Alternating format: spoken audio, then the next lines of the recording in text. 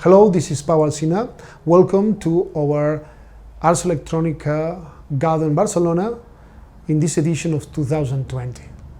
Some of us have been attending Ars Electronica for more than 20 years, some even more than that. Traveling from Barcelona to Linz has become like a ritual that we all love to do once a year. But this year is different.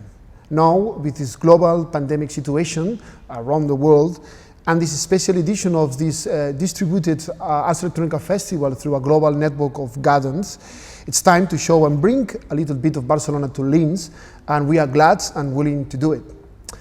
A production center, Hangar, a digital arts collection, BIP collection, a virtual university, this open University of Catalonia, a festival of festivals, together with the Ramon Llull Institute. We all together have curated a special program to let you experience our community here in our lands and to know a bit more about our home and our people working in this field. Barcelona has a long-standing tradition of connecting the arts with technology, a city full of creativity, vivacity, and diversity. A Mediterranean port by the sea, open to people, open to ideas, to energy surrounding us, a city full of desire for creativity and innovation, but also reflexivity and critical thinking towards building a better present and future altogether in alliance, creating projects such as the ICEA Barcelona or the Hub for Art, Science and Technology in Barcelona. We are honored to take part of this special 2020 edition with a program that reflects the diversity, complexity and richness of the Barcelona and Catalan scene, as well as the peculiarities of its nature. Ars Electronica Garden Barcelona consists of 4 things. 1, an exhibition at the Art Santa Monica Center. 2, 5 round tables on uncertainty and ecology at the Design Hub of Barcelona. 3, a workshop and an algorave, which is a computer music concert with real-time programming in Hangar. And 4, a set of taxis, what we call these audiovisual capsules with some of the main electronic artists of Barcelona in their studios or favorite places, featuring artists like Antoni Montadas, Antoni Abad, Alba Corral, Play Modes, Josep Manuel Berenguer, Marcelí Antunes, Eugènia Balcells, Joan Fontcuberta, Mario Santamaria, or 300,000 kilometers. So, in these days of global pandemic, uncertainty and ecology have positioned themselves as 2 of the keywords of our present, and adds to this 45th edition of the Ars Electronica Festival. We have chosen them, amongst many others of this year's main themes, because we felt the need and the urge to focus on those 2 and contribute in some way to think and act in relation to them. Interconnected with each other and with the global health emergency that we are still living in, they have become like the Damocles sword that should guide our future performances. So the Ars Electronica Garden Barcelona aims to account for the diversity of ways in which the intersections between art, science, technologies and thought face each other and address these urgent contemporary issues, some new and others recurring. Going from the unexpected and the need for change in all aspects of life, with the accidents and the catastrophes that make it increasingly urgent to react, down to the ecology and its systemic interaction between biotic and abiotic factors. The Barcelona Garden wants to target all human and non-human agents who populate and build our environment. All 5 roundtables will try to reflect on that from different perspectives with the contribution of some key local artists, theorists, curators, critics, teachers and researchers from different fields. The exhibition at the Ars Santa Monica Center will present 3 of the most recent acquisitions of the big collection and 3 brand new works produced thanks to grants awarded through a public call for artworks made by the Institute Ramon Llull, New Art Foundation and Hangar. The 3 pieces from the BIP collection are 2 historical works of pioneer Peter Weibel and 1 by Albert Barquer Duran and Marc Marzenit. The first one is The Tangible Build by Peter Weibel, who in this interactive installation allows the visitor through this 3-dimensional touch screen to interact in real time with its own image. The second one is The Endless Sandwich by Peter Weibel, done in 1969. So between the TV and the viewer, there is a function and an action that allows you to turn the appliance on and off. The artist has reproduced this function and converted it in the content of a television program. On the screen, you see a sequence of spectators sitting in front of their television.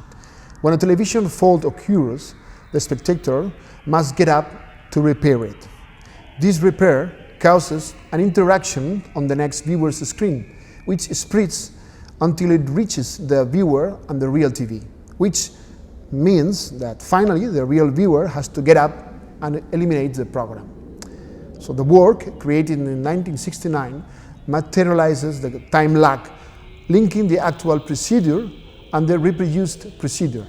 The second one is Vestibular, one by Albert Barquet-Durand and Marc Marzenit, done in 2020.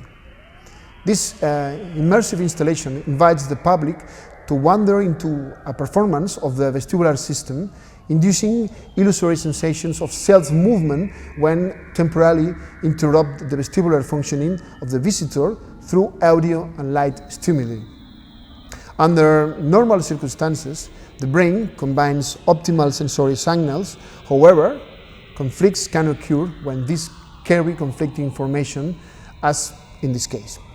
So this work is based on the research by the VEME laboratory, this vestibular multisensory realization of the University of London.